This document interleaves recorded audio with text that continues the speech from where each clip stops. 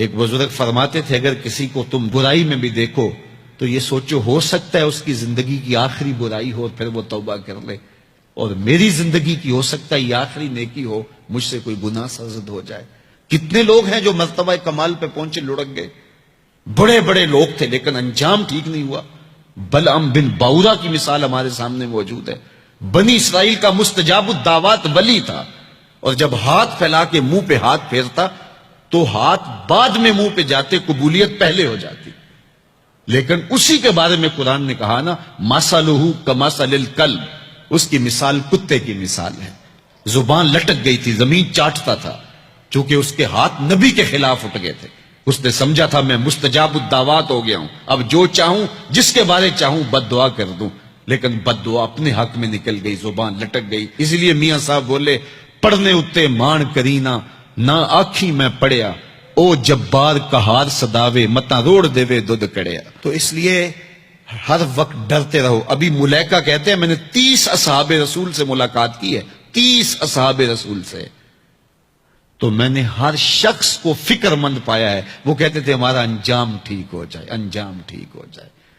حضرت سیدنا ابو بکر صدیق رضی اللہ تعالیٰ عنہ، جن کے بارے میں میرے رسول کی زبان سے لفظ نکلے، ابو بکر فی الجنہ، ابو بکر جنتی ہے، لیکن وہ کہتے ہیں ایک چڑیا کو دیکھ کے شاخ پہ بیٹھی ہے، کہا واہ چڑیا کتنی موج ہے تجھے، ایک شاخ سے اڑتی ہے دوسری شاخ پہ بیٹھ جاتی ہے، اور قیامت کے دن تیرا حساب بھی نہیں ہوگا، پھنسے تو ہم ہیں جن کا حساب ہوگا۔ یہ وہ لوگ ہیں جن کی زندگی دیکھیے، ان الشیطان یفر من ظل عمر، عمر وہ ہے جس کے سائے سے شیطان بھی بھاگتا ہے، لیکن وہ کہتے ہیں کاش میں مٹی کا ڈھیلا ہوتا۔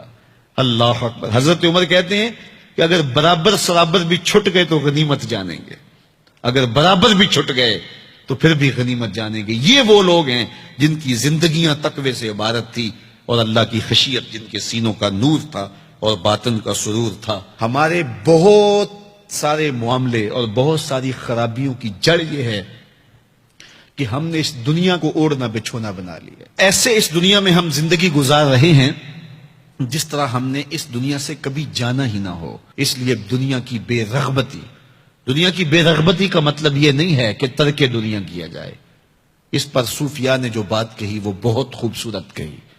وہ کہتے ہیں کہ دنیا کے اندر ایسے رہو جس طرح کشتی پانی میں رہتی ہے، کہ کشتی پانی میں رہتی بھی ہے لیکن پانی کو اپنے اندر آنے بھی نہیں دیتی۔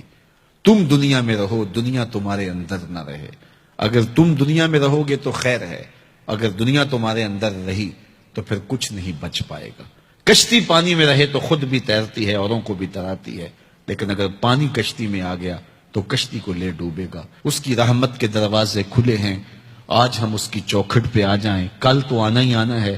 پھر جو کفن میں منہ چھپا چھپا کے آتے پھریں گے، کیا اچھا ہو کہ خود کھلے منہ سے اس کی رحمت کے دروازوں پہ آ جائیں۔ اس کی رحمتیں آواز دے رہی ہیں، یا ایھا الانسان، او بھاگنے والے انسان، او نسیان کے پتلے، او بھولے ہوئے، او بھٹکے ہوئے، راستہ چھوڑ کے جانے والے، مالک کی رحمت کی آغوش کو ترک کر دینے والے، آجا پلٹ کے، ما غرک بربک الکریم، آجا تیرا رب بڑا ہی کریم ہے۔ قبل اس سے وہ ماننے سے انکار کر دے، توبہ کا دروازہ بند ہو جائے، سورج مغرب سے طلوع ہو جائے، پھر بندہ ہاتھ کاٹے۔ کسی نے چیخ چیخ کے مجھے کہا تھا، کوئی رو رو کے ترلے منتیں کر کے مجھے کہتا تھا، میں اس کی بات کو نہ سنا، کاش کہ اس کی پکار کو سن لیا ہوتا، اس کی آواز پہ لبیک کہہ دیا ہوتا، اور میں اس کے ساتھ چل پڑتا، اور وہ مجھے انگلی تھام کر محمد عربی کی چوکھٹ پہ پہنچا دیتا، تو آج یہ رسوائیاں میرا مقدر نہ ہوتی۔ صاحبو آؤ، کتاب رحمت آواز دے رہی ہے، کتاب رحمت تمہاری انگلی تھام رہی ہے اور تمہیں حضور کی چوکھٹ تک پہنچا رہی ہے، اور آمنہ کا لال تجھے اپنے دامن میں لے کے رب سے مغفرت اور بخشش کا پروانہ لے کے دے رہا ہے۔ مجرم ہو تو منہ اشکوں سے دھوتے چلے آؤ، آؤ در تواب پہ روتے چلے آؤ، قرآن میں مذکور ہے بخشش کا طریقہ، سرکار کی دہلیز سے ہوتے چلے آؤ۔ اور تھوڑی سی زندگی باقی ہے، بہت زندگی کاٹ چکی، آوارگی میں کاٹ دی، اور گناہوں میں کاٹ دی، منمانیوں میں کاٹ دی، خواہشات نفس میں کاٹ دی۔